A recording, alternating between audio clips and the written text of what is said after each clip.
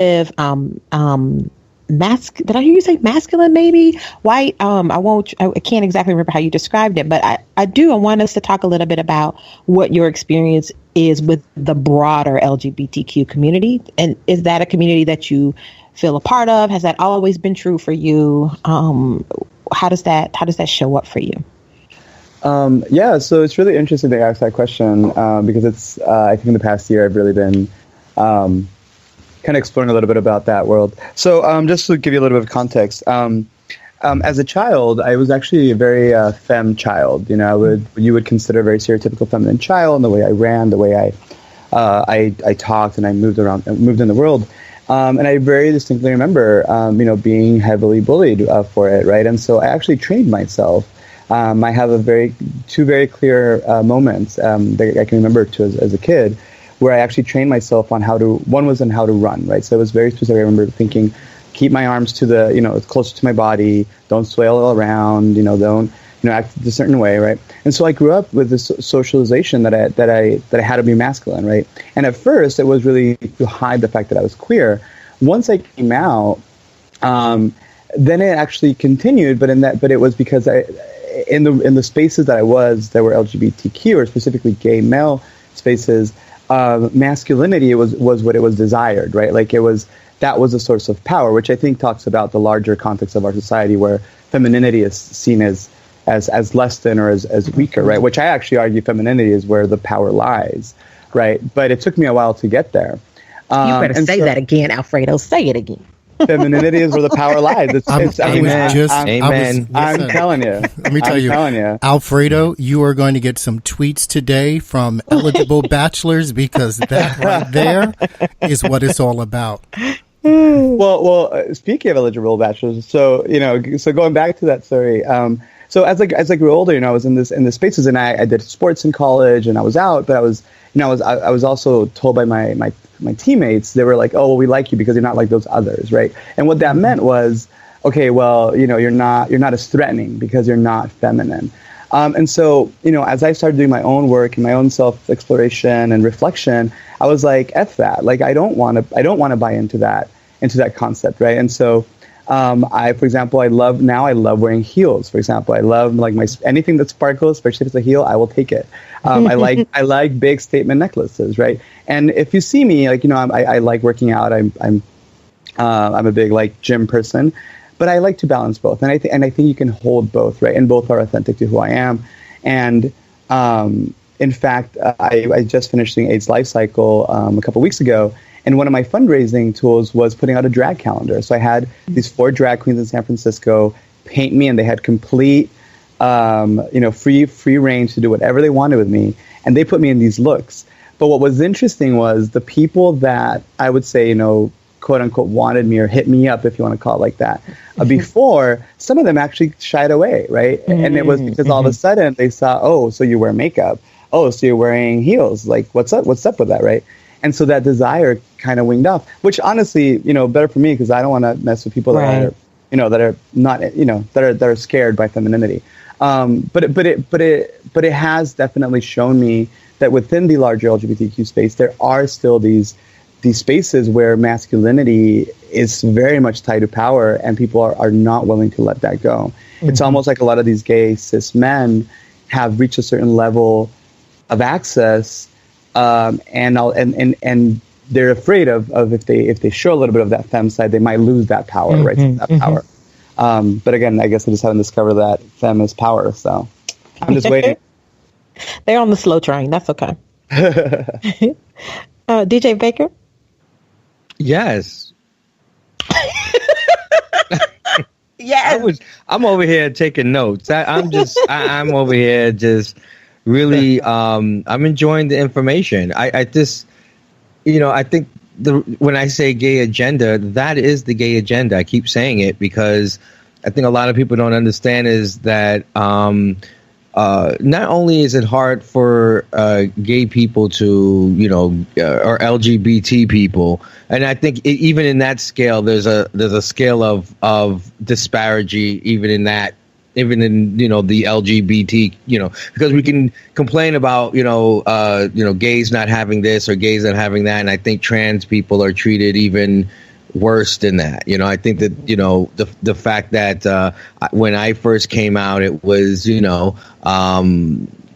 was not, there was no talk about social justice. There was just talk about, figuring out your top or bottom, figuring out, I remember not knowing how to treat another man, because I didn't know, do I buy you a football or do I buy you flowers? Like, what do I do here? I don't know, but it was a trans woman who was my gay mother. And, she was the one who would tell me that, listen, they're men. And, some men will be prim and proper and some of them won't. And you'll have to figure that out. And, just the idea that that I don't think the community values each other and values each other's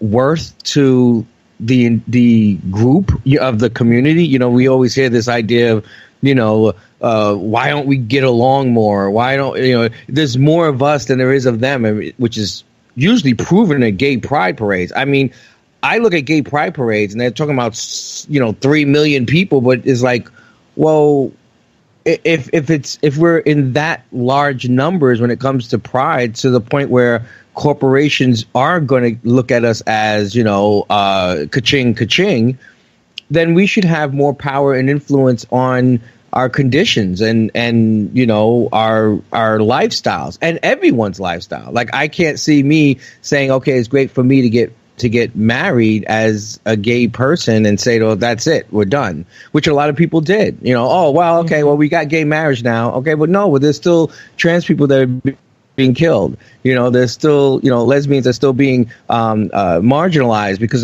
they're women, and so it just feels like sometimes when we talk about, with identity and intersection of all these things, I'm surprised that, and I've always have been surprised that there isn't more of a community, a hardening of our community, because, there's so many different types. I mean, like, you can't, like, just, for example, right now we're going through what's going on with immigration. My concern is not only just for, regular children, and, I'm also concerned about gay children. I'm also, concerned that LGBT immigrants are being even more marginalized because they don't fit into a box, or they don't, they're someone that heteros or people who are short-minded won't look at them and consider them a part of the family. So I think when I think about, the differences of, all the people that I, even on this phone call in this group right here, the differences that attracts me to that. And that's when I, go back again to keep repeating myself, because it seems like it works, is the gay agenda, the agenda of sharing. It's just called the gay agenda because it's a happy agenda. It should be it's a happy thing to all share into one, into one story, and respect everyone's differences. Like, we're all just not going to sometimes agree on things, but I think when people, talk about the gay agenda, I've heard it from, because I do a lot with, the rappers and stuff, like Brockhampton, who just got $15 million contract from a record company and from Sony. And just the fact that he said in print, this is because of the gay agenda. We're here to spread the gay agenda. We should not be scared of that. We shouldn't be scared of that when the straight agenda's been in our life forever. These other agendas I'm are straight, and I'm affected by the straight agenda. So I think there is room for benefit for all parties around. For real. I really appreciate that part. And just a little bit more for education for the listeners. If you haven't already, I highly suggest you watch the documentary. It's on Netflix. It's The Life and Death of Marsha P. Johnson. And there's a lot of history there. There's a lot of gay history there, but there's also a lot of queer history there in terms of this tension that exists between like whose voices get uplifted, who gets to be representative of that community, and for folks who identify under that quote unquote umbrella but don't represent that mainstream cis-normative agenda, what's it like for them, and how people have been championing and fighting around that. Well, just to interject one thing too, there's something that just recently happened with in the music business with Billboard. They had I think it was Troye Sivan and Adam Lambert, and they were the only, it was all a group of white songwriters and producers, and they were LGBT, and Todrick was like, well, it'd been funny if we were invited to go, or and Big Freedia also saying that. I think a lot of times it's incumbent to the people who have the privilege, whether it be as a black male, I have a black male privilege to get in, or black gay male privilege to be around high affluent gay black people, and not say, well, where are my lesbian family? Where are my hetero family? Where is my Asian family? Where is my, where are these other diversities? Why aren't they also here? And I think that's incumbent for people that have that privilege to say, I'm in the room, to say, well, where is everyone else? I don't want to sit here and have a conversation with myself, which is what it would be like if there was nothing but gay men in the room. We need, for us to be representative of everyone, then everyone needs to be at the table. And I think that needs to be on purpose. That's something that has to be on purpose. It doesn't happen by accident. You have to do it. It's an action that needs to be reinforced. I just wanted to add to that, and then we have to take a quick break and come back with this very lovely conversation. For many, many years, I did a collegiate workshop called Intersections. Actually, that is where I met you, for Alfredo, isn't it? At the Intersections workshop at QPOC, wasn't it? Yeah, yep. I thought so. Yeah. And I knew from that point that Alfredo was going on to great things, because he started taking notes in the middle of the workshop. And I said, oh, wow, so I actually have to do a workshop today. People are taking notes. But I remember in the course of that workshop, there was a young woman who her identities were Latina, Indigenous. I want to get them all right. She called herself lesbian, but also said that she was bi-curious. And she was very clear. Oh, and also Chicana. And she said she was very clear that when she was in gay spaces, she could not be Chicana because it was not welcome.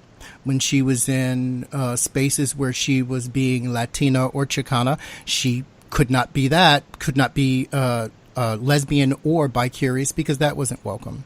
And I remember her asking me the question, because I said, when I get up in the morning, I don't think about the fact that I have a penis, so my manness, the sex, the actual sex of being a man doesn't exist. And the being gay I don't think about that. And the color of my skin, I'm sometimes reminded by people's microaggressions and sort of liberalized racism that, oh yeah, I am a black man operating in this world.